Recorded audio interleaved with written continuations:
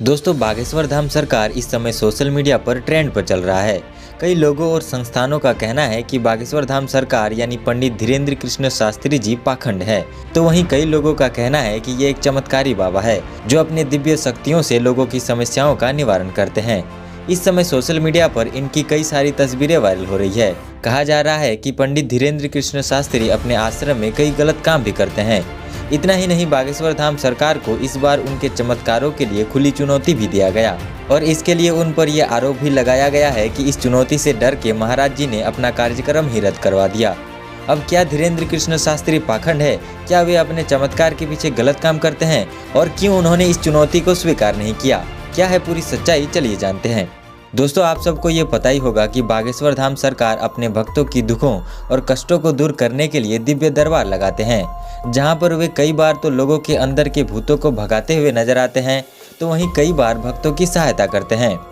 दोस्तों, ये बात तो आपको पता ही होगी कि जब भी कोई भक्त बागेश्वर सरकार के पास अपना दुख और परेशानी लेकर जाता है, तो महाराज जी उसके बताने से पहले ही उसके सभी समस्याएं एक पर्चे पर लिख देते हैं और साथ ही उसके उपाय भी लिख देते हैं और फिर पर्चे को उसी भक्त को पढ़ने के लिए कहते हैं, और जिसे पढ़कर भक्त भी हैरान हो जाते हैं, क्योंकि जो समस्याएं उन्होंने बागेश्वर सरकार को बताया भी नहीं था, वो पहले से ही उस पर्चे पर लिखा हुआ मौजूद था। और उसके बाद बागेश्वर सरकार सभी के सामने उन समस्याओं का समाधान भी बताते हैं। अब दोस्तों, वैसे ही नागपुर के रेशम बाग में 7 और 8 जनवरी को एक दिव्य दरबार का आयोजन किया गया था, जहाँ पर किसी ने यह आरोप लगाया कि महाराज ने दिव्य दरबार में चमत्कार करने का दावा किया है। पर आखिर ये इतना बड़ा आरोप लगाया किसने? दरअसल दोस्तों, अंधश्रद्धा निर्मूलन समिति, जो कि अंधविश्वास और जादू टोना के अगेंस्ट काम करती है, इस समिति ने ही बागेश्वर सरकार पर यह आरोप लगाया।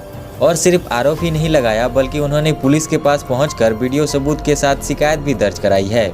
कमेटी की तो ये मांग है कि धीरेन्द्र कृष्ण शास्त्री जी के खिलाफ जादू टोना कानून के तहत मामला दर्ज हो और धीरेन्द्र कृष्ण शास्त्री जी को गिरफ्तार किया जाए। अब समिति का दावा है कि महाराज धीरेन्द्र कृष्ण शास्त्री जी को खुली चुनौती भी दी गई है।